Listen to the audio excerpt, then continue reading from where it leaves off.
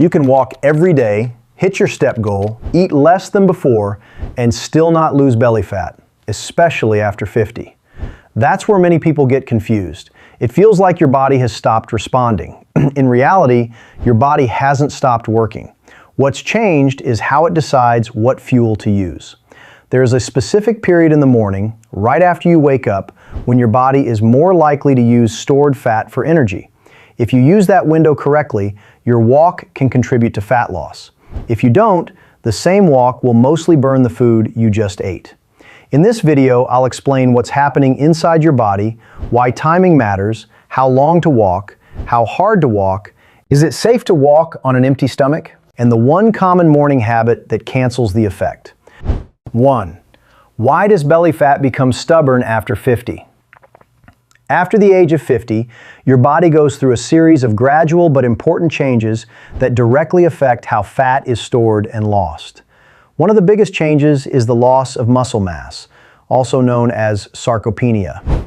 Research from the National Institutes of Health, NIH, shows that adults can lose 3 to 8% of muscle mass per decade after age 30, and this accelerates after 50.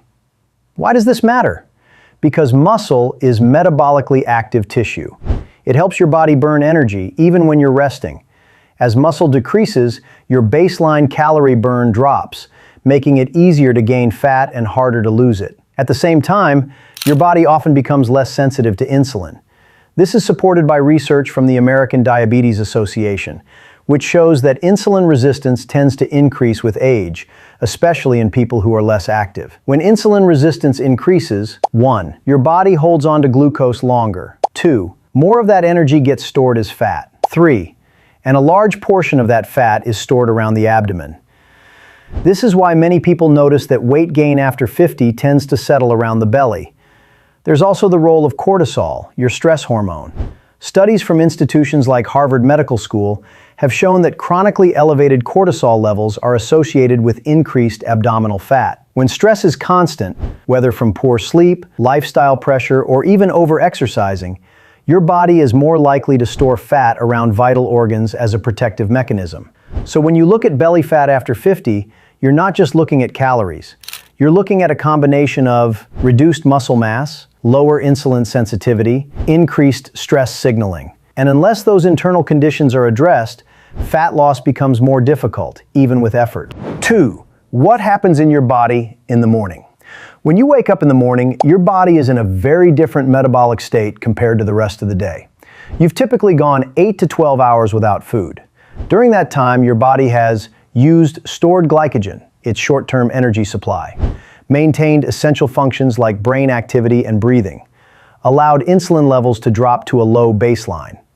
This is what's known as the fasted state. In this state, your body has fewer immediate energy sources available from food. As a result, it becomes more likely to use stored energy, including fat.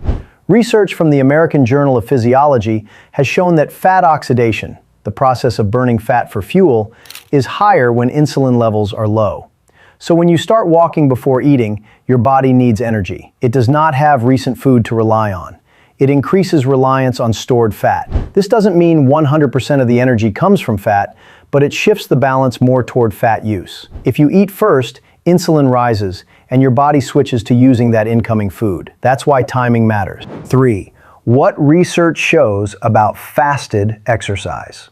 There's been growing interest in fasted exercise, particularly for fat metabolism.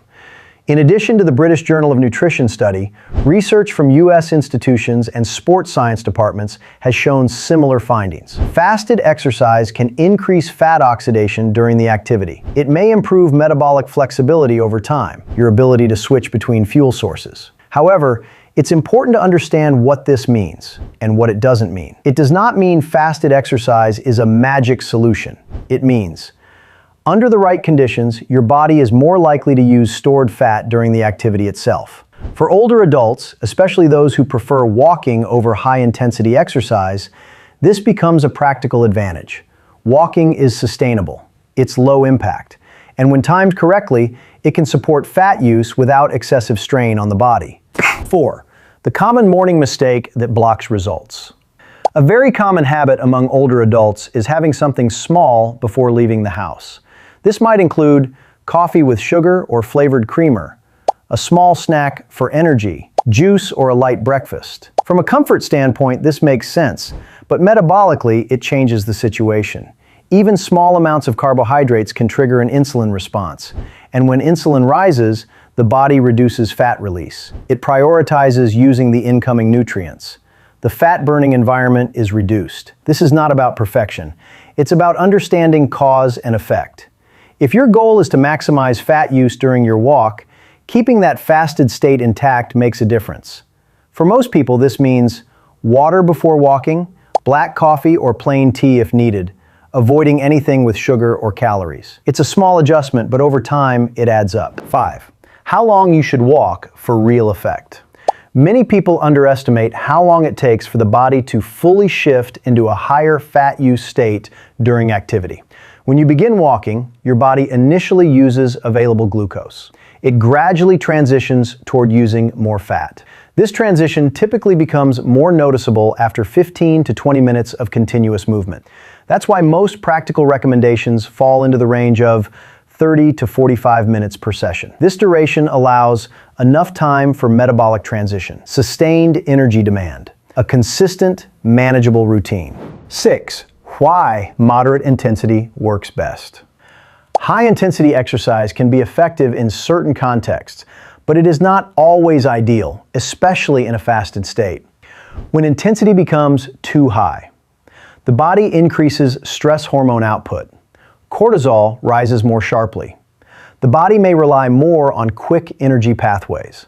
Research from organizations like the American College of Sports Medicine, ACSM, supports the use of moderate intensity activity for sustainable fat metabolism. A simple way to measure this, the talk test. You can speak in short sentences. You feel slightly challenged, but not overwhelmed. This level of effort uses oxygen efficiently, supports fat utilization, reduces risk of injury, is easier to repeat consistently. For long-term results, consistency is more important than intensity. 7. Hydration and caffeine. Practical factors. Hydration is often overlooked. After a full night of sleep, the body is mildly dehydrated. Even small levels of dehydration can affect circulation, energy levels, metabolic processes. Drinking water before walking helps your body function more efficiently. As for caffeine, research shows that caffeine can increase alertness, enhance the release of fatty acids into the bloodstream. This is why black coffee is often used before exercise. But the key point remains, it must be without sugar or added calories. Otherwise, the benefit is reduced. 8. What happens over weeks? One of the biggest reasons people stop is unrealistic expectations.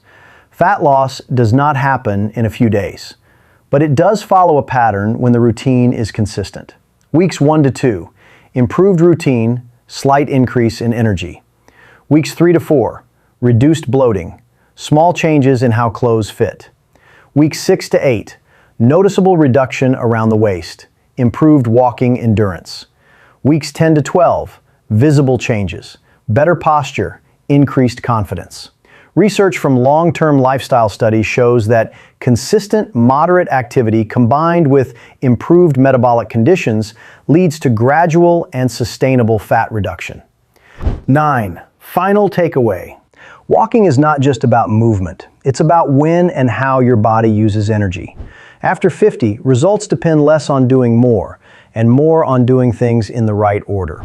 Walking on an empty stomach helps create a low insulin environment, encourages the use of stored energy, fits naturally into a daily routine.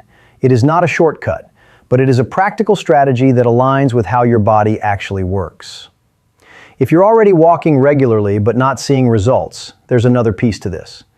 Many people make small walking mistakes without realizing it that reduce the effectiveness of what they're doing. In our previous video, we break those down clearly and show how to fix them. Watch that video next. It connects directly to what you learned here. And before you go, let me ask you, what has been the biggest challenge for you after 50? Losing belly fat, staying consistent, or maintaining energy? Let me know in the comments.